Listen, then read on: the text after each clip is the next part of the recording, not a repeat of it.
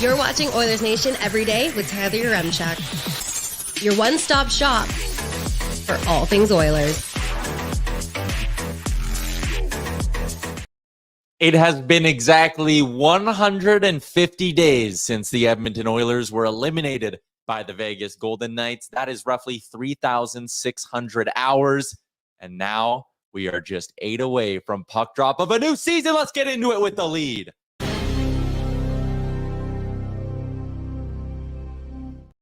I bumped my side table doing that. I'm too fired up, Liam. Come on now. Yep. Let's go. Do you know Game day. Do you know what would have been a very good idea once you started listing the times? Just came in my head. Remember that episode of The Office when Michael leaves and they start singing the song? Yeah, 1,000. Should have scripted something with everybody in the office. Minutes in 36. Okay, here let's redo the intro. Yeah, roll it again. Here. 2,000 or 20. Oh my God, 216,000 minutes since the Oilers were eliminated by the Vegas Golden Knights. That is. Should we do seconds? No, it's too high. We cannot do seconds.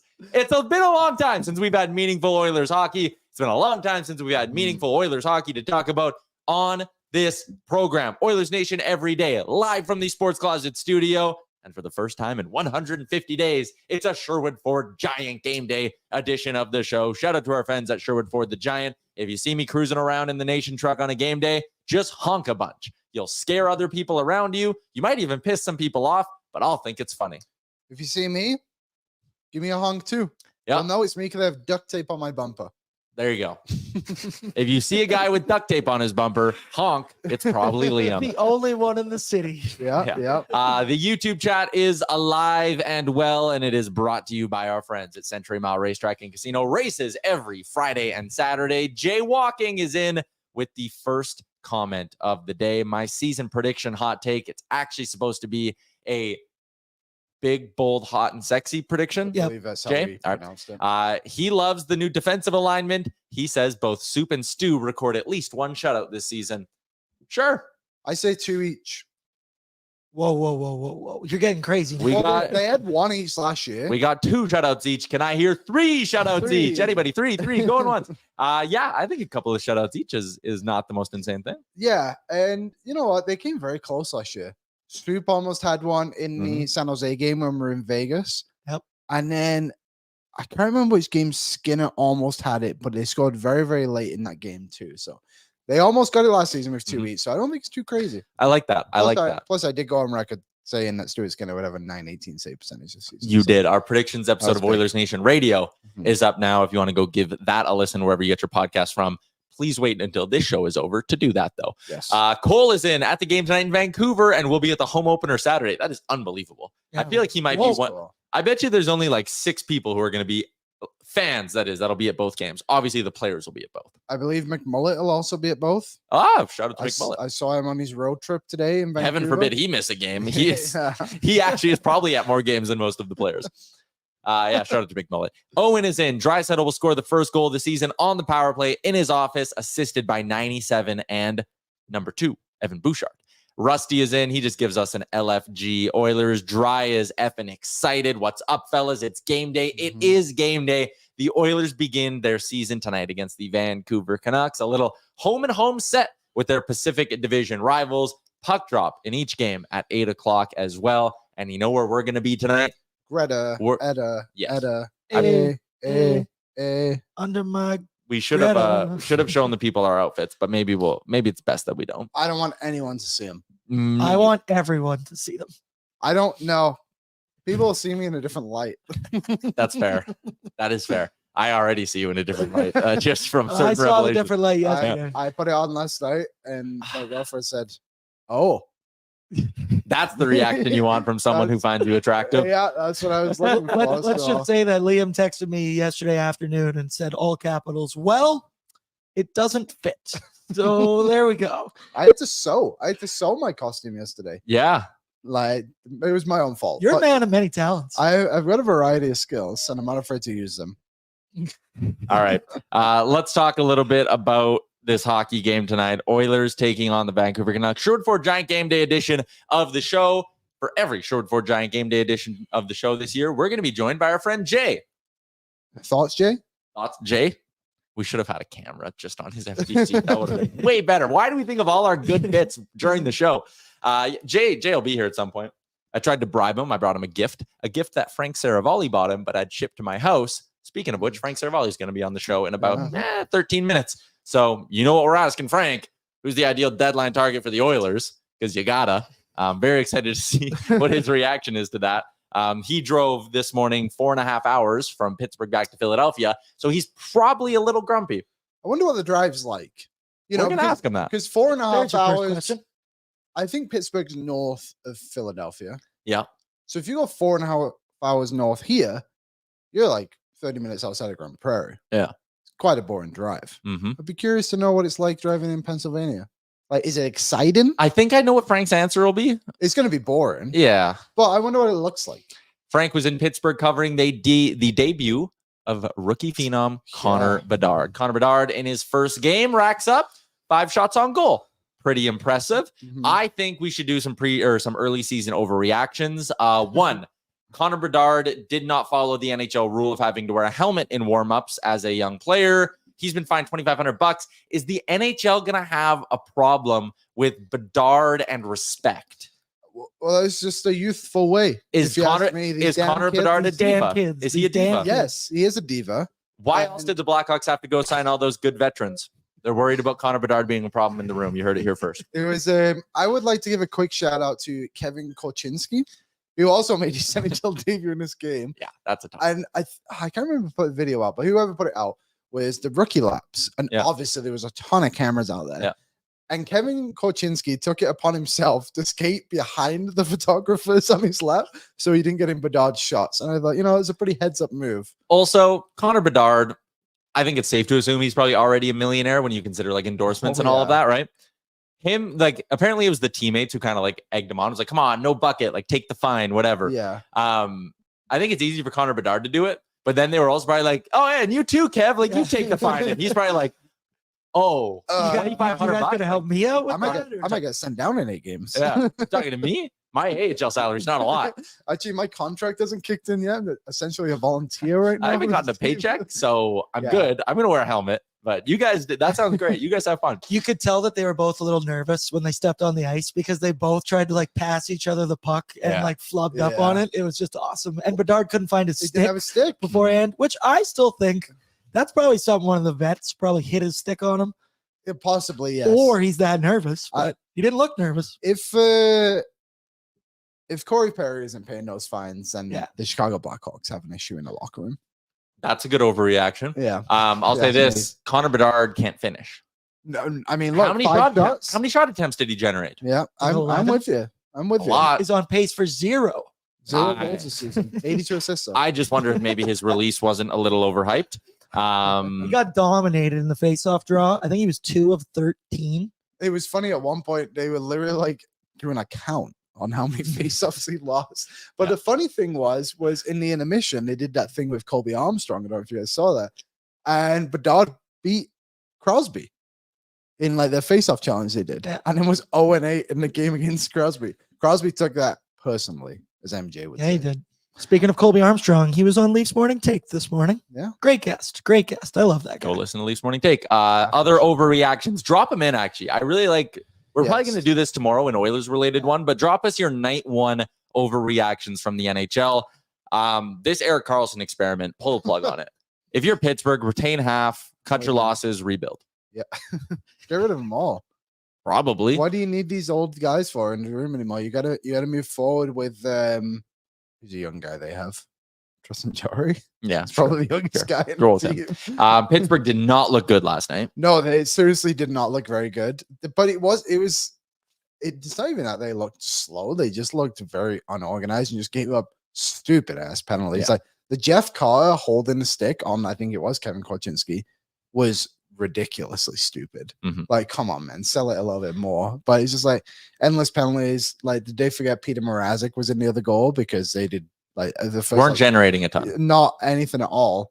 And then Sid the Kid got one, and then that's about it. Whoever said they were going to win the division this year feels pretty stupid this morning, I bet. Who would do that, Liam? Overreaction. This is the tongue-in-cheek segment, but I'm somewhat serious about it. people are sleeping on the Tampa Bay Lightning, and they should not be. Oh no. This is still like very damn good hockey team. They made Jonas Johansson look like a guy capable of playing NHL minutes. That's a minor miracle. Yeah. But their forward group is sick. When they get power plays, it's sick. Braden Point, Nikita Kucherov, Brandon Hagel is going to score 30 this year. Anthony Cirelli might score 30 this year. Steven Stamkos, like they have 5 30 goal scorers and a guy who might score 60 in Nick Paul. Good first day overreaction. Couple goals for Nick Paul. Tanner Janot's on their fourth line. I like him. I think that blue line will be fine once it gets a little healthier. And they'll get Andrei Vasilevsky back. That Andrei Vasilevsky injury is a blessing in disguise for that Tampa Bay team. Vasilevsky is not going to be overworked for the first time in his career. He's going to come in and he's going to hit midseason form right at the beginning of the playoffs. This Bolts team has been slept on, and they should not have been. Yeah, they're a very, very good hockey team. I'm curious. I don't know how I would stack them up against the rest of the East, though. Like, they're probably the best team outside of the elite teams. Mm-hmm. Is that probably fair to say? You think? Like, I don't know. I just feel like I think they're still elite. You think so? So who would the elite teams be? You did this whole thing last year where you were like, "Why are we betting against the Tampa Bay Lightning?" No, I know, but then Tampa Bay lost in the first round. So now they're no. But no. I'm not saying they're not good, but I just wonder where they're going to be in the playoffs. That's my only question. I love watching them play. They're a very exciting team to watch. The stars they have, like that goal Kucherov scored yesterday, dude. That rocket of a shot! What a goal! Holy. Braden Point is electric, and he's not undervalued anymore. But for so long, he was just so underappreciated. I don't think casual fans understand that he's a superstar. He had 50 goals last season. 51 goals. Yeah, he's nuts. He's absolutely nuts. 3 apples last. Anthony Cirelli will win multiple Selkies in his career, and he's 26. Braden Point's 27. Like the idea that they're just this washed up core who won a couple of rings and is on their retirement tour, it's wrong. It's very, very wrong. I think the Tampa Bay Lightning are very good. Retirement tour too. Like who? Kucherov's 30, Points 27, Stamkos 33. All right. Cirelli's 26. 25. Yeah, like, and then blue line, Hedman's only 32. Hagel's 25. Like they have the Bolts are going to be a problem for a long time. Vasilevsky's 29. The thing with Brandon Hagel that like still blows my mind. I know he just signed that new ticket. I think it's for like 6.5. But this year he's getting paid $1.5 million. Do you remember when that is a crazy steal of a deal right there? Tampa Bay were ahead of the curve on this too, acquiring players with term. Yep. They gave up 2 first-round picks for Brandon Hagel, and everyone's like, "What are they doing?" It's like, well, now they've got a guy who is $1.5 million for the last 3 years they've had him. Yep.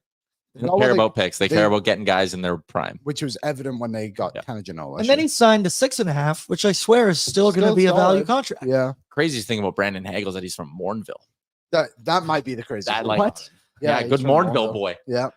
Yep, good Mornville. Didn't know that real estate's cheap in Mornville, so his parents obviously have good heads on their shoulders. Yep, all of that stuff. Money conscious. He's got a nice big extension now. John is in preseason overreaction. I will hit 0 bets for the entire NHL season. Not if you dump every cent in your Betway account on the Oilers puck line tonight. I had a very lucky win last night. I bet a Jonathan Marchessault goal. If no one saw what happened in that one, Brandon Tanev went to play it behind the net, and Marchessault just stuck his stick out and redirected it into an open net. It was awesome. They don't ask how. I had a parlay last night. 3 goal scorers. Marchessault. Yeah. Brandon Hagel.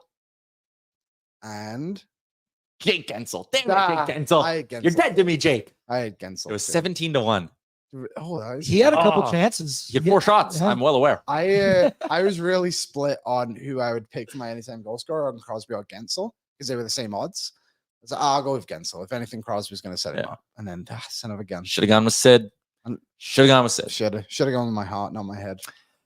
All right. I think that was a good little run of overreactions from the first set of games. What do you think of Vegas's Stanley Cup celebration? Cool. I think, do you know what? It was cool. They do everything right there. I don't like Vegas. Mostly because they have Mark Stone more than anything. But boy, oh boy, like they figure it out in a very positive way. And since they've come into the league, I think they've really helped push the league in a good direction and within marketing and everything. Like just uniqueness of it all, right? Like doing the slot machine for the thing is so cool. Like such a cool idea. And nobody else in the NHL would think that way. Nobody else. I made this point on DFO Live today with Frank Seravalli, but I'll make it again here. Do you remember when Vegas got their expansion team and there was all the rumblings about what their names would be? And there was the Aces was one of them. Oh, yeah. And the report came out as like, whoa, the NHL does not want this team just like making their whole thing about gambling. They're not going to be called the Aces. Flash forward to now, and like NHL has exclusive betting deals with people. Yeah. Vegas is rolling a giant slot machine out to center ice to race up their Stanley Cup banner. Like, hilarious. How about the fact that the game was scheduled to start at, it was either 8 or 8:30, whatever it was, and it didn't start till 9:15. That is too far, Gary. That is too far. But when they ask him about it, Gary keeps going, we don't have a start time problem. I feel like now he's just messing with us. He's like, start time problem. What are you talking about? Tonight's Oilers game? Someone just Sergeant Battles made the joke. 9:30 puck drop. That's what triggered me, is what I actually know. I couldn't believe that. But just on that game, Seattle could have easily come away with 2 points in that game. I don't know how much of it you caught, but not a lot. Seattle, I think they hit the post twice. Aiden Hill made like 2 or 3 really, really good saves. One in the third, which was very old school, like a stand-up kick save almost. And then I think it was Will Bogdan basically just missed an open net on what would have been a tap-in. And Vegas got goals when they needed to. Like, I kind of thought about it last night. I was like, Grubauer's Swiss cheese, which he is. Mm-hmm. But Vegas scored legit goals last night. Like, the Masterson one is not his fault. That's a mistake on Tanev. Yeah. The Barbashev one is a one-on-one breakaway. And the first one was a backdoor tap in, and the other one was an empty net. But it wasn't too bad. But Seattle, interesting team. We'll see. Yeah. They don't have the firepower again. All right. Let's circle things back to an Edmonton Oilers conversation, beginning their season tonight against a Canucks team that is looking for redemption. I think we're going to be joined by our pal David Quadrelli later on in the week. So we'll probably have a nice in-depth discussion about the Canucks when we have Quads in studio. Friday. There you go. Did you already confirm it with him? Confirmed, locked and sealed. Quads in the building. Don't forget. Yeah, he'll be staying in the Airbnbs right on top of our studio. So we can grab one of the sticks and like bang. What? Get out here. He texted me and asked me. He gave me a grocery list that he'd like me to pick up some groceries for. Shut the hell up. How long are you here for? Don't say stuff like that to me. That makes me really mad. He sent me actually yesterday a picture of a frozen lunch, like frozen dinner that you eat all the time. And he's like, "You think I'll get sick if I eat this?" No. Probably. I said, "My buddy Ty eats them every day." We're actually debating making a bit on this show because we all like a good frozen meal. I love a good frozen meal. dinner. We're debating having a day where we buy them and then do like a show and tell on the show of what we're eating after. Maybe next time we have Carter Hutton on the show. Oh, he might leave. He would just he'd be like, "You guys are." Or he pulls out his own. He might have one. We'll have to ask him. Yeah. Okay. We'll have to ask him. We'll have to ask every guest now. That might just be our identity. Well, ask Frank when he comes. Frank, on. what's your favorite frozen dinner to eat? And then ask Frank like deadpan and just like, "Do you ever eat them cold?" See what says. Sicko. Just leave. Really exposes himself. Like a popsicle. All right. We're getting off track. Hockey. Vancouver Canucks tonight. Oilers Canucks. Sherwood Ford Giant Game Day edition of the show. This Canucks team's interesting. Elias Pettersson, legit star. Mm-hmm. Dude had 100 points last year, probably going to get 100 again. Quinn Hughes, stud. Aaron thinks he's popping home 20 this year. 20. JT Miller, very, very good. Top line NHL, like high-end caliber player, was a point a game last year.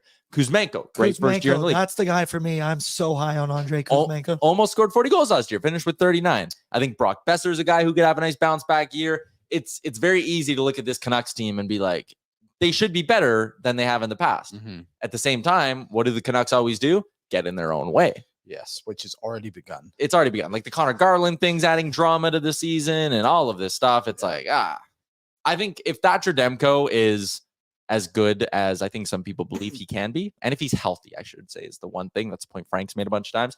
Then this Canucks team's going to be sniffing around the edges of a playoff spot again this year. Like they're not a team you can take lightly is kind of the point of this little mini rant. Yeah, for sure. Like they're a team.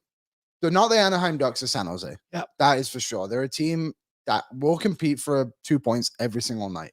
The problem is, again, they're just going to get their own way. And I do believe the Bruce Boudreau thing still kind of lingers around that team and like a trust factor with everything that's going on. Like they've seen that. Like, and of course, like Brock Besser had a trade request last season, right? I do think Rick Tocchet's a hell of a coach. Yeah, I do too. And I'm sure it's not as bad as it was, but you just wonder, like, once that crack starts to develop, like how big and wide is it going to get? And I don't know. Like until they get out there and start winning some hockey games on a regular basis, like they'll be the sixth best team in the Pacific. Them and the Ottawa Senators are two teams that need to get off to good starts. 100%. I would say they're the two in the NHL that need it the most. 100%. Again, Sherwood Ford GIANT Game Day edition of the show. Jay Downton was supposed to join us like he did every game last year. I texted him. So I pulled up to the office at about 11:15. As I'm pulling into park, Jay is driving away. I texted him and said, "When will you be back?" His response, "Yup." Perfect. Zero cents at all. So instead, we'll wait and see if Jay ever shows up. But we do know one guy who is always on time for these segments is our boy Frank Seravalli. His appearance is brought to you by Star Mechanical. You can find out more about Edmonton's #1 plumbing and heating company by visiting their website, starmechanical.ca. I see him back in his home studio after a long drive home from Pittsburgh. What's a road trip like with Frank Seravalli? What are you rocking during that, 4.5 hour drive? Yeah, it's 305 miles. What's that, about 500 clicks? I don't know. 500K. First off, great view of Liam's legs today. Best getaway sticks in the league. I would say I'm all over the map when it comes to music. I'm a big country music fan, but this is how I started out my day. It was I think I pulled out of the hotel at 5:15 a.m.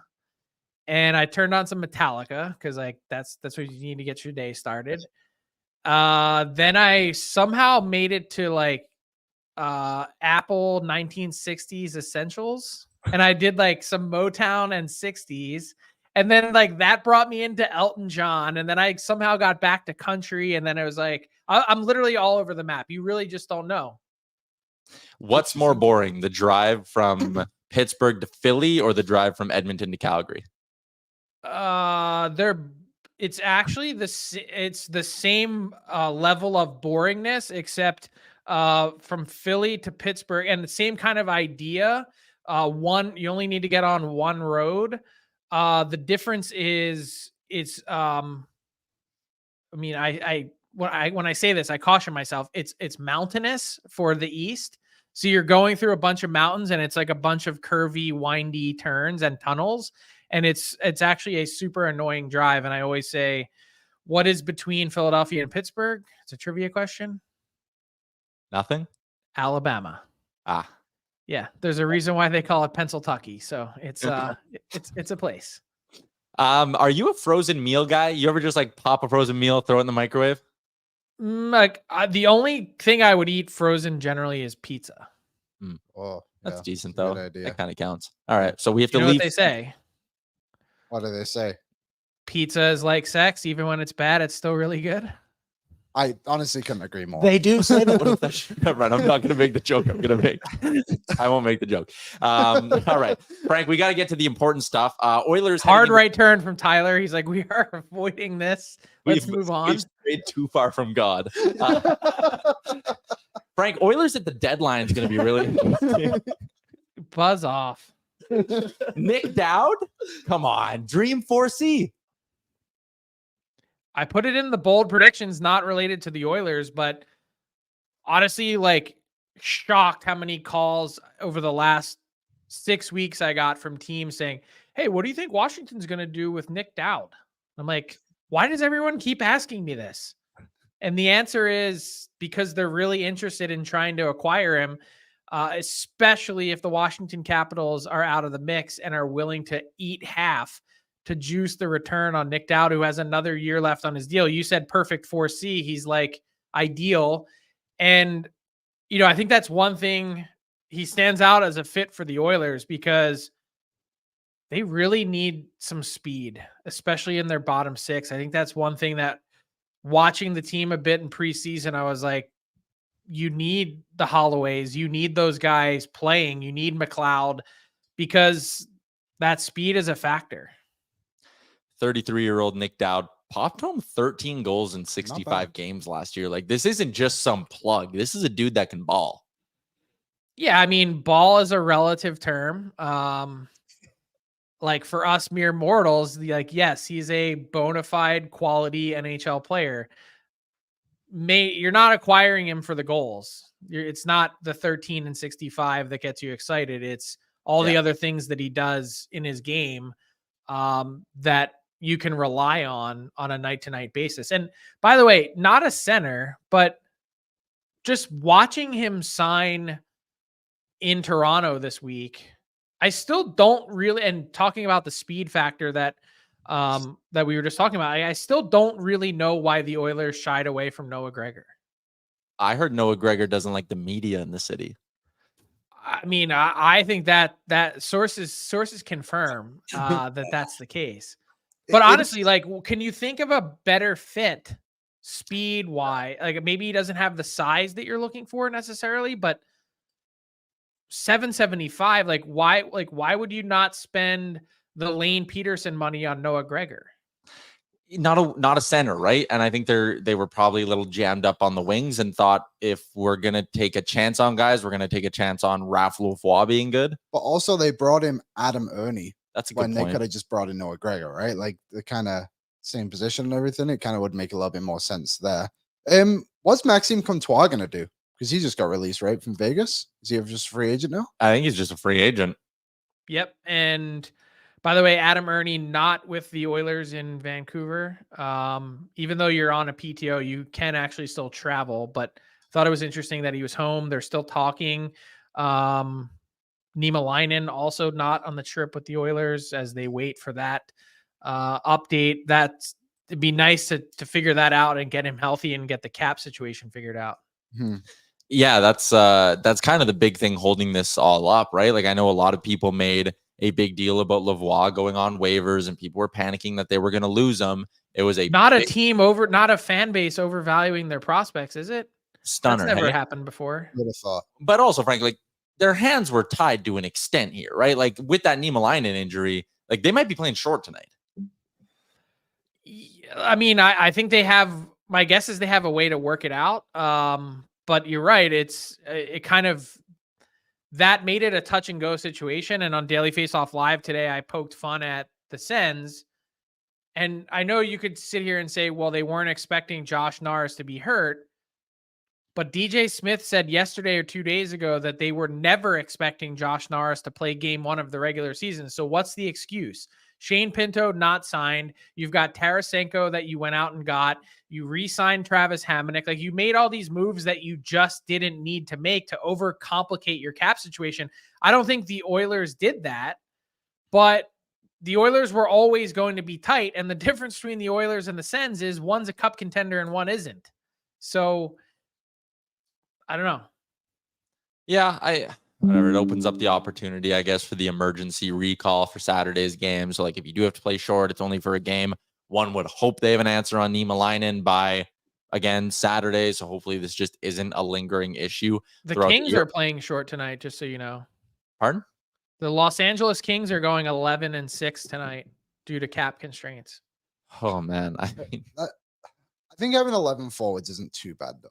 Like, I'd rather have 11 forwards than 5 defensemen. I mean, when you think about the Oilers last year, when they would go 11-7 and Broberg would play like 6.5 minutes, like, they basically were playing 11-6 at that point, right? It's not like the most insane thing. If there is a team in the league that's comfortable doing it, it's Jay Woodcroft and the Oilers. Speaking of Jay Woodcroft, Frank Seravalli's 32 bold predictions. We had it in the description of the episode yesterday. We'll drop it back in there today. Still there. Still there? Didn't erase it, Frank. I knew you were coming. Good work. Dailyfaceoff.com if you want to read the whole thing. You have Jay Woodcroft winning the Jack Adams this year. Show your work there. What do you like about Woody? Show your work.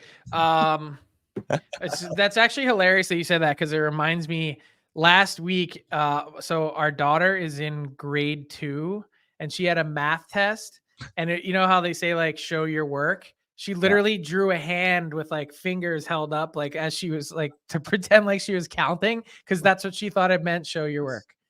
Anyway, I thought that was awesome. That is awesome. So Jay Woodcroft, like, out of the 32 bold predictions I made, if you were to rank them in boldness, is probably somewhere in the mid to late 20s.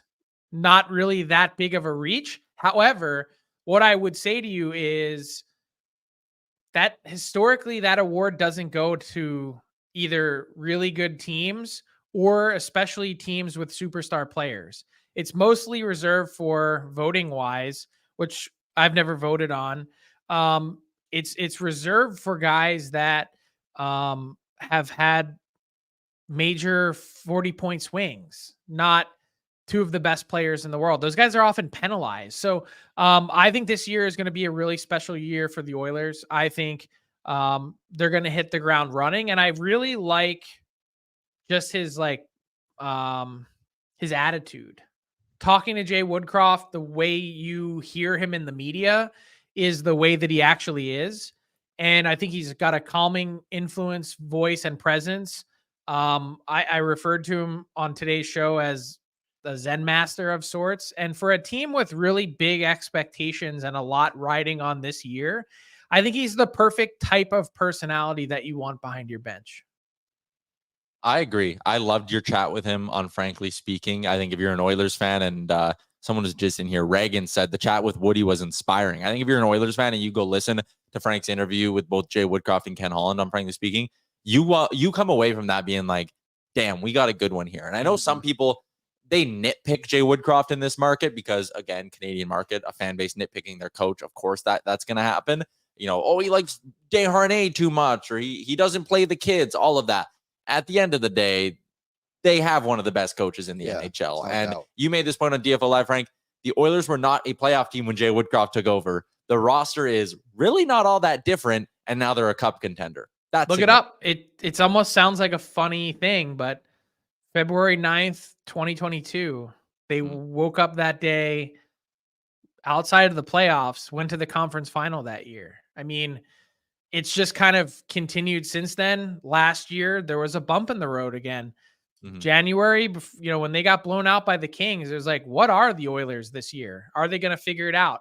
I just chalked up a lot of their regular season woes to that point to goaltending. And once that was solidified by Stuart Skinner, the team took off. So it helps to have that steadying influence behind the bench that can calm things down in what could be a really turbulent time. Are we good? Can I move on to last night's games? Yeah, sure. Go ahead. We did overreactions to the first night. Yeah. Connor Bedard can't finish. Yes. The Carlson experiment is terrible. Pittsburgh shouldn't have done it. Tampa Bay Cup contenders were our three. But obviously, which one do I think is the most chance of being close? Sure. Why not? It's Carlson and the Pens. Yeah. What was that like? Concerning. What was that like yesterday in Pittsburgh? Just like, have we seen this much hype for a player? And like McDavid, I don't think people knew when his first game even was when he came into the league, to be honest. And then, hey, I was there. I was in St. Louis at that first game. So, well, how did it compare then? Well, there was no buzz really. Like there was like the normal 7 people from Edmonton that show up at a game, and it was in St. Louis, not on national TV because the Oilers are never, they were never on NBC on the last deal. Connor Bedard's first 5 road games in his career are all on national TV. Crazy. In fact, I was getting tweets yesterday when I tweeted that he scored his first NHL point. People were responding back like, thanks, we don't care. Bedard fatigued. Like, I'm like, guys, on one hand, all we do is complain that the NHL doesn't market its stars enough. And here we are out here reporting on them. And everyone's like, enough already. I'm like, it's game 1. Like, come on. Special player. And I talked to Taylor Hall for a bit after the game last night. And he was like, look, I don't want to create a headline by what I'm about to say. But he said, quote, this guy is the real deal. So I'm really excited to watch what comes next for him. I just think he's different than he said. I've played with Connor McDavid. I watched him come into the league. Taylor Hall has played with more number 1 overall picks than anyone in the history of the NHL. And he's like, this guy's different. His game is different. A scout at the game last night said to me that he thinks Connor Bedard is Brett Hull that can actually skate. And I was like, wow, well, that is the perfect scouting take. But think about Brett Hull and the ridiculous number of goals that he scored. And then think about being able to skate and have some vision at the same time. It's kind of scary. The Blackhawks are quietly really excited, and he's changed everything about the feel of that franchise in really short order, they're going to be a problem for the Oilers in the West to contend with. I think it's quite exciting, to be honest. I do too. And I love the way the NHL's marketing it. Yeah. Like having that on ESPN. Was it like a little not annoying when they showed the same replay of his one scoring chance like 12 times on the broadcast? I mean, sure, a little bit, but it's a necessary thing to have in there for people who are tuning into the game only to watch Connor Bedard. They did a good job. He had like 5. Yeah. He had like, I think 11 or 12 shot attempts, 5 on net, led all forwards on both teams in ice time. He did get pushed around a little bit, definitely bumped off some pucks, manhandled in the faceoff circle, all those things that you might expect for an 18-year-old playing his first game. But Taylor Hall was saying, like, we were on the foam rollers stretching out before we got dressed for warmups. And he's like, it's 20 minutes before he's going on the ice for his first NHL game. He goes, you'd have no idea. He said, I'm sitting here. I'm nervous. It's my first game as a Blackhawk. And this guy's like, yeah, whatever. There was even a moment in the game yesterday when I think it was Tyler Johnson took the high stick and they were like reviewing it. And Bedard was the one talking to the ref. And he's like 10 minutes into his game. Yeah. Like this guy he's such a pro. He's going to be unbelievable. Yep. He has a lot of those qualities that like it's cliche, but like you can't teach, right? Things like not being nervous for your first NHL game. Shout out to Kevin Korchinski as well, who also played his first NHL game. By the way, number 7 overall pick, and the Blackhawks have extremely high hopes for. Do you know how happy they are that no one is even paying attention to Kevin Korchinski right now? It's like, hey, you could just get your feet wet, take your time in the NHL, make as many mistakes as you want. No one's going to be all over you because they're not watching you. Yeah. I got another one from last night, Frank. Sorry, I dodged the first part of your question, though, about Carlson. Mm-hmm. I do think that has like a real chance. Luke Gazdick was talking about this today on Daily Faceoff Live, to be awkward. I mean, you've had the same guy quarterbacking your power play this year. Letang, Crosby, and Malkin set a North American pro sports record last night by playing their 19th consecutive season together. 19. That's a lot of power plays. That's a lot of familiarity. And to just be like, oh yeah, hey, we're swapping you out and putting you on PP2, which is kind of a sick flex. If you're the Pens, you're like, oh, we have Chris Letang as our PP2 quarterback. That's nice. And we're subbing him out for a 100-point defenseman. I just think like, you watch Carlson last night and you watch him defend and you watch the Penguins try and get out of their own end and they're a mess. Carlson is great. Every team would love to have him. It didn't solve the problems that plagued the Pittsburgh Penguins last year. That's the biggest part of all this. I don't think that's going to change. I have him as a playoff team. I don't have him winning the division. Sorry, Liam. That was my bold and hot and sexy take though. Yeah, you got to make him big, bold, hot, and sexy predictions is what we almost did. As hot and sexy as Liam's legs. Thank you very much, Frank. I got one more. You got more? I just have one because I got a big beef with this, Frank. I'm sorry. The schedule yesterday was so weird. It was not weird. I've come away after a night. You don't like 3:30 Mountain Time hockey? I actually have come away from the idea of being like, okay, that's not too bad, and I understand like the time zones and everything. But why did the NHL start with Tampa Bay versus Nashville? I feel like this would have been a great opportunity to do like a rivalry game. When you look at the NBA, it's Denver versus LA and then Phoenix versus Golden State to start the season. But we got Tampa Bay and Nashville. It just seems like the most random setup. I mean, there's randomness. All Chicago and Pittsburgh are in different conferences. But that had a headline of Bedard versus Crosby. I think you're nitpicking. I think I am too, but it's just, I don't know. I feel like the NHL could have done something a little bit better here than Nashville. So let's think through your process, because I think it's so easy to shit on the NHL schedule maker. That dude has the worst job in the league, like by a wide margin. It's worse than Department of Player Safety. Everyone hates you. All 32 teams hate you. What would you have put there? Give me one fan base that's not going to be absolutely crying in their beer because their home opener starts at 5:30. Should have done Florida, Tampa. I'm saying it should be like Tampa, Florida. That's my example of something like that. Because when these divisions were made, they talked about how they wanted these divisional rivalries to be like a prominent thing, like mostly in the playoffs, but you can start them in the regular season too. And I think the other two games made a lot of sense, but Tampa Bay, Nashville, it just seems so random when you could have had like the Battle of Florida, which you saw in the playoffs a few years ago, was really exciting. What?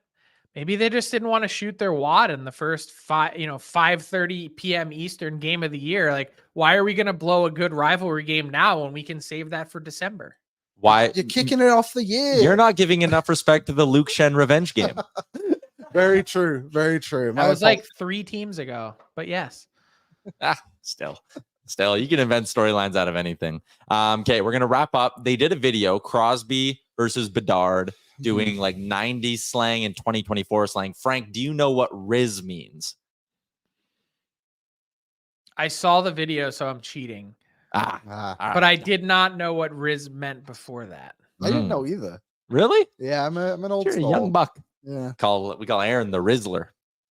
Yeah. Literally, Yeah, we never all know called that's it a lie. before, but I will take it. I will All take right. it. Frank, going to be an exciting night. Oilers kicking off their season tonight. Thanks for hopping on and shooting the shit with us for a bit. Gonna go heat up a pizza.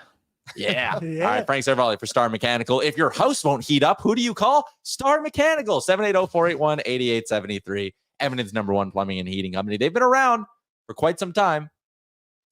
You can trust them. Like you can trust Frank Seravalli to tell you who the Oilers are going to get at the trade deadline. Next week he'll tell us. Wise Tune in. Kyle says, is Frank the Rizzler? No. Maybe Liam, that's the second I one. like your idea though. I feel like it should have been like Leafs Bruins. Like that would have been a good Sure, kickoff. like, I'm not Leafs even- Sens. But you can't do that one at 5:30. That one might have been. I think it was fine, Liam. You're just a little I mean, the nitpicky. game was fun. I'm not saying the game It was the wasn't third fun, period was sick. but and I'm not even against the 3:30 start time now. It's a good idea, and it's we get the late game, like it makes sense. But I just think like, it could have been unreal. Like it could have been a huge game, and to say like, oh, it shouldn't be. Frank's still here listening to me. I know. It shouldn't be this random game. It's like, but it's the first game of the season. Like the NFL, you can't compare it because it's different. Like One game a week, easier to and, schedule. like, they start with the Super Bowl champions, and that's always on the Thursday. But we got the Stanley Cup champions at the end. I think that's a great way to end it. But just give us a good matchup. The best way to do it would be a full slate of games. Tyler Mulick threw it in here. I think a couple people did too. Have all the Canadian teams play on Canadian Thanksgiving. Yeah, I think I would Do like a Sunday, Monday kickoff. It would be great. Yeah. And it would give Canada at least even more of a reason to get hyped up. I guess not that you really need that. I do understand though, they have big TV partners in the States. I get you it. can't exactly, you got to appease them too. And the ESPN did an unbelievable job yesterday. I think all the games were fantastically promoted, and it was a great day of hockey. Okay, Frank's finally gone. Fuck. Did you see what Frank put in our private chat right there? Oh, He said Frank is the Twizzler. Frank is the Twizzler. That he probably wanted us to read that. That's why he was hanging around for so long. It is very nerve-wracking when you see, because like we see behind the scenes like a little preview when Frank's in the chat, whenever a guest is. And when Frank hangs on after, I always feel like we got to be doing our best. I know. Just tell him how great he was. Hey, Frank's coming back to Edmonton right away, so we're going to be doing more live shows with him. He's coming up for the old outdoor game at the end of the month. What game? The big The outdoor football hockey game. event. I saw a guy at the curling club wearing one of the hats. I think you can get him at Sports Closet. But it had just that logo, this Oilers logo on it, and it was like a white kind of corduroy 47 brand hat. It was sick. That'll be good. Well, should we talk about tonight's game? We got anything else on that? No, we should get into tonight's game. We are going to be watching it down at Greta. Liam and I wearing costumes. They're very embarrassing. Tyler Mulick, how silly are we getting tonight, Liam? I think the answer is we'll need to drink to forget what we're wearing. Yep. Yeah. Yeah. I'm wearing how long do we have to wear these things for? Like I don't know. Well, the pregame show for sure for Tyler, right? Oh, that's bad though. That's a real I don't bad think look. you should have to wear it on. Yeah. I think Jay is going to say otherwise. I think Jay's not here. Jay's not here, man. Anyways, we're going to be at Greta tonight. It's our kickoff party. We have unfinished business. If you haven't bought your tickets yet, go to the all-new nationgear.ca. $29.97. That gets you entered into a draw to win one of 15 sets of tickets to the big outdoor event happening at the end of the month. Also gets you in on some other draws. I saw the stuff in Jay's office that were given away tonight. It looks sweet. Sweet. Gets you into the party as well. All the proceeds are going to Kids Sport. Great charity. We love teaming up with Kids Sport. And there's going to be great specials. You can also buy extra tickets into the draw. So if you want an even better chance of winning tickets to the game at the end of the month, there you go. $2 hot dogs, $6 Bud and Bud Light. Giddy up. It's going to be good. I have $12 Nation nachos. You're in on some Nation nachos. I'll probably make it. I think Made by we Liam should share himself. some on the pregame show. Am I on the pregame show? Oh yeah, you're not on the No, you're pregame not. show. Oh, It's you- just me, Yeah. AB, and maybe Jay. And booted well, me. we thought Jay was going to be here 46 minutes ago. So Yeah, that happens. that happens. But that's why we have a pregame show. Daryl Sutter says he's coming tonight. Yeah, I can't wait to see him. We do have a light goal today, and I know it's really late in the show It that is. I've announced it, but it'll be 120 for how many goals McDavid and Draisaitl were combined for this season. I like that as an Right. over/under. Yeah. That's a sharp So line. we're at 79 right now. We have 290 people watching. So thank you everyone for watching. So, Like, hey, shoot it up. let's go. Hit the like button. Come on, pump it up. You got to pump it up. Don't you know? Pump it up. Uh, Tyler Mulick. Tyler, who do I e-transfer again for the tickets? I'm quote winning. LOL. Hey. Good one. I had someone come up to me at the curling club yesterday say the same thing. They're like, hey, I think his name's Wayne. He goes, sun's coming. You know, maybe you make something happen. I was like, I don't know. I don't know if I can do that, Wayne. A man of integrity. And I think this draw is licensed. So I would go to jail. What are we looking at for lines tonight? Let's dig into our line combos, starting with AB home Yep, we're going to go home. or the Oilers. Oh, Let's yeah, do Oilers. our home. Oilers line brought to you by our friends at Sherwood Ford the Giant. It is potentially going to be 11-6 for the Oily boys tonight. Connor McDavid on the top line with Evander Kane and Connor Brown. 2 Connors with Evander. I like the look of this top line. I just 2 dogs with Connor McDavid. Mhm. I think that's the best way to look at it. And 2 guys who know how to finish opportunities. Potentially 2 30-goal scorers on Connor McDavid's wing. Luke Gazdic thinks Connor Brown could pop home 30. So I love the look of that top line. I think the second line, I'm open to it. I'm a little bit more nervous about that one just because, no, I shouldn't be because Yeah, Zach what? Hyman's a guy who'll get in on the forecheck, but I worry about that trio a hair defensively, but not a lot. Third line, I'm beyond excited for them. I know I'm drinking the preseason Kool-Aid. I'm excited about everything right now, but McLeod, Fogle, Holloway, if they are engaged physically, and that's something I've knocked 2 of those guys for in the past for not being consistently engaged enough physically. If all 3 of them are on though, that is hell for the opposing team. It is. To have that be the easy spot in the Oilers top 9, and it's 3 young players who skate really well and aren't afraid to get into the tough areas, hit you physically, even if it's like you're a D-man, you pass the puck, you're gonna get hit. You're gonna get smushed against the boards by these guys. I think they have a chance to be a really damn good third line. I'm excited for it. Yeah, I think any Stanley Cup contending team needs a third line Mhm. that is going to compete every single night, and there's no doubt about it. I think Dylan Holloway. I know Yamamoto played in the top 6 most of the time, but when he was on the third line, he's an upgrade in it, right? And he's got more offense than a Yamamoto would have, but they'll both forecheck as hard as each other. Yeah. So I like that line, and the fourth line obviously is just going to be a bit of a makeshift rotating. Yeah, like they're what just saving a McDavid spot for tried. Nick Dowd. Yes. As you do. That's our boy. Janmark and Derek Ryan will be at the fourth line. We'll see if, Janmark plays some center, Derek Ryan takes some draws. That obviously opens up the Oilers to really spread around who's getting the shifts with those guys. I don't think it's just going to be a rotation of McDavid and Draisaitl with them. I think you're probably going to see a little bit of everyone in the top 9 probably getting a shift with them. Yeah, I think Holloway would actually be a really good player to rotate through that Why not? line. Just bring a little bit Mhm. of speed to it. Go get the pucks. Give it to Derek Ryan. He's a good passer. And then Yaremchuk, decent finish. That third line's very exciting. And like you said, the preseason Kool-Aid. But for me, it's that top line of Evander and Connor Brown. In the Yeah. preseason, they have both looked so dialed in. Yeah. Connor Brown's seems like the perfect player to play with McDavid because he just finds the open areas like in the slot. He just gets available for a 2-second area. Boom. Connor gives him the puck. He buries back the net. Evander Kane has looked more like himself since his injury Much better. coming back. That snipe show. And I think it was tipped off Buddy's stick the other preseason game Yeah. where Kane was coming off the right wing. But the sound of that thing ripping off bar down, you saw his face afterwards, no reaction. I think Evander Kane is back. D pairings for the Edmonton Oilers. I don't disagree with that, by the way, Aaron. Yeah. Darnell Nurse with Cody Ceci. We'll see what ends up happening here with the rest of the Oilers blue line. We don't know. We don't know if Ekholm's playing. We don't know if Kulak's playing. Hypothetically, neither of them play. How are you lining up?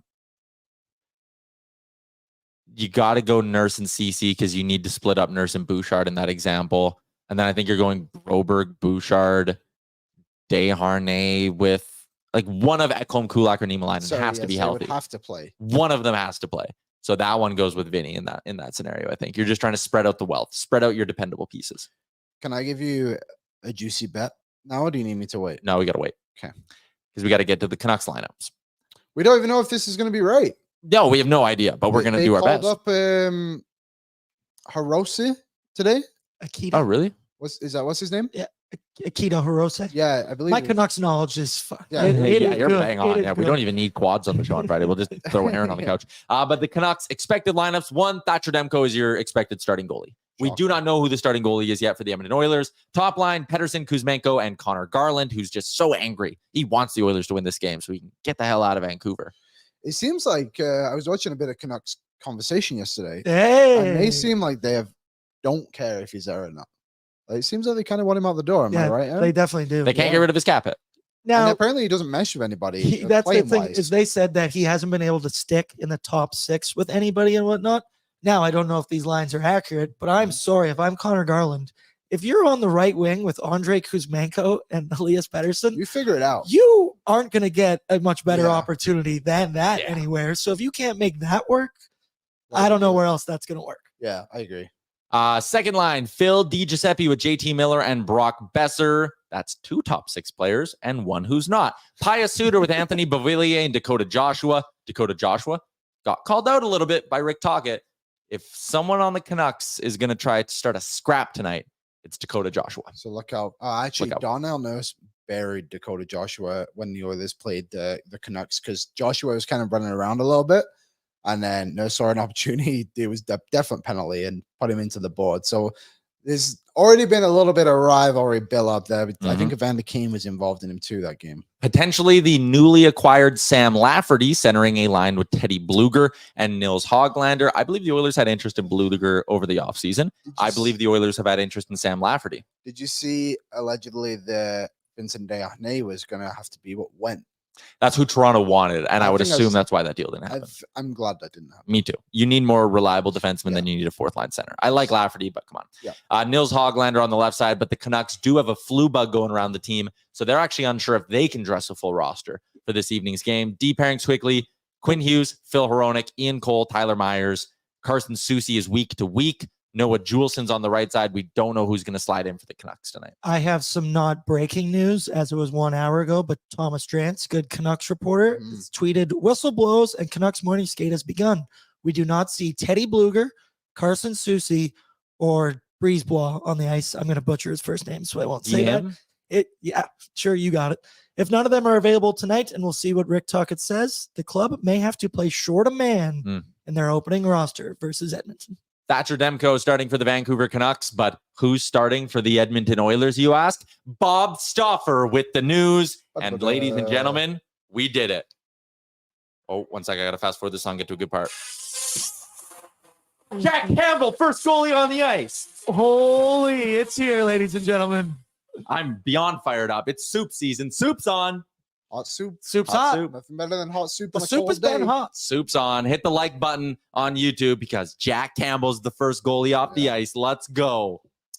I'm excited for this guy tonight. I am putting so much behind Jack Campbell and supporting this guy this year. He's going to be a dude for him. He's going to be a dude. We gotta show the support for our boy Jack. It's gonna be a good year for him, I think. And I think this is a good move by Woody. Shows a good trust level. This is a great move by Woody. That's a guy who needed confidence. And this is how you give it to him. This is how you show that you're all behind him. Yesterday, everyone laughed at this theory, but Skinner was in the starter's net in Edmonton. And I said, that means Jack Campbell is in the away net, which when translated is the home starter's net. So you had to see this one coming, folks. You got to read between the lines and be better. Yep. Come on. So I paid Tyler the big buck. Jack Campbell expected to get the start for the Oilers. Let's get to our betting report brought to you by our friends at Betway. If you listened to me yesterday, you were a perfect 2-0 on the betting front. Nikita Kucherov gets his 4 shots. He actually ended up with 5. Buried an empty netter, which I thought he was only at 3. So when I saw him going up the ice with the puck and the clock ticking down, he scored the empty netter with like 1.2 seconds left. I was screaming at my TV for him to shoot that puck. Also, both of my overs hit on the parlay with Pitt, Chicago, Tampa, and Nashville. How about the other thing we discussed yesterday? A goal in the first 10 minutes. Did they hit in all 3 games? All 3 games. Yeah, you texted us that. I tailed it with you in the first game, and Kucherov scored with like 20 seconds left. And then it hit around 6 minutes into the Pittsburgh game, and then I think around the same for the Vegas game. So I mean, hey, What were the odds on that? They're not great. They're like minus 170 and lower. You got a parlay. But also it hit 3 for 3. So we'll see. And plus, I think these first games teams are like all jacked up to be playing again. So it might be a good time to kind of tail that often. But my bet tonight, Tyler, All right. coming in at a juicy plus 300. Wow. Evan Bouchard goal. Whoa, really? Evan Bouchard goal tonight on the power play. The Bouch bomb is clapping the back of the net. Going right through the net, actually. Hitting the boards. Boom. Bouch Okay. boom. Bouch boom. Bouch boom. Evan Bouchard shot prop tonight, 2.5. Tempting. Connor McDavid shot prop tonight, 3.5. Tempting. Leon Draisaitl's line is only 2.5. Tempting. Draisaitl, do you not remember last season? No, Draisaitl's shot prop was so weird. It's very volatile. Oh, it's not a it's great bet. so Just because he's, inconsistent. yeah. He'll have like one shot and one goal, and he just won't shoot. Okay, I got a couple of plays I like tonight in this hockey game. Okay, here we go. Leon Draisaitl power play point minus 134. Evan Bouchard power play point plus 125. I think I'm going to bet them both. Evan 125 for a power For play Bouch? point? For Bouch, I yeah. like that. Hey, if he's getting points, that's how he's getting. Yeah, and I like Draisaitl at minus 134. McDavid's That's minus good. 200. Draisaitl's odds are better. I like the odds of the Oilers power play getting off to a good start, and I'm going puck line tonight. Puck line magic. Yeah, puck line magic. We are back. It's hockey season. You're getting plus money on an Oilers puck line. You got to take it. You got to take it because the vibes are going to be so good at Greta. I don't even want to be screaming about an empty netter because I want the Oilers to win like 4-1. But I'm taking the puck line tonight. I'm pretty confident with it. Yeah, I think that's a good idea. I looked at the puck line Mm. as well. We'll see how much I tease it, but you all know once I get to Greta and someone whispers that in my ear, you know I'm putting a little bit, Yeah, a couple I- of bucks down as I I'm know eating a little glizzy. A little $2 hot dog at Greta. Mm. Also, just quickly on the Betway front, I like the Leafs on the puck line tonight as well. And I'm tempted to do a parlay because there's nothing better than when the first one hits and it's an Oilers game on game 2. Yeah. And it makes it that much sweatier. When you got $20 on a puck line parlay and all of a sudden you're not just sweating out a little $20, you're sweating out like a $60 win. That's the stuff I like about hockey season. I'm gonna go Cole Caulfield goal in that game. We both think he's scoring 50 this year, I'll take a shot prop. plus 140. Hmm. I think that's my thing this year. I just want to bet goals. All right. I like seeing it. You know, That is everyone more likes fun. Goals. It's more fun. Okay, content schedule for today because Here I we know you all want a lot. You want that Kool-Aid on game day. I'm going to be going live on the Daily Faceoff Facebook only page Okay. with Frank at 2:00 for an exclusive Q&A. You can ask him whatever you want. So That's Trade deadline takes, get him in there. yeah, Yeah. get him in there. You can ask him just about his life, about being an insider and things like that. And we'll get them all through to Frank. So head over to the Daily Faceoff Facebook page at 2:00. That'll be about a 30-minute chat. 7:00 live at Greta. It's the debut of Pre-Gaming with Boardsy, our first Oilers Nation pregame show that is That's going to right. take you right up until puck drop 1 hour before the game. It's all brought to you by our friends at Sherwood Ford the Giant. It is going to be a damn good time. Myself and Aaron, 1 hour up to every single Oilers game this year. I like that. I like it a lot. I'm very excited. It's gonna be a Greta tonight. I do think we are gonna get Jay at some point tonight. Yeah, I think Jay's but going to be on too. don't hold your breath, viewers. We're gonna go through. We're gonna give you all the last minute news, latest lines, betting lines. I didn't give my takes for what I like for Betway today Because you're saving it. because we're gonna dig into that a little bit later today. Yeah, you got a fun segment for that. Yeah, we do. I'm gonna have Gavin giving us some stats.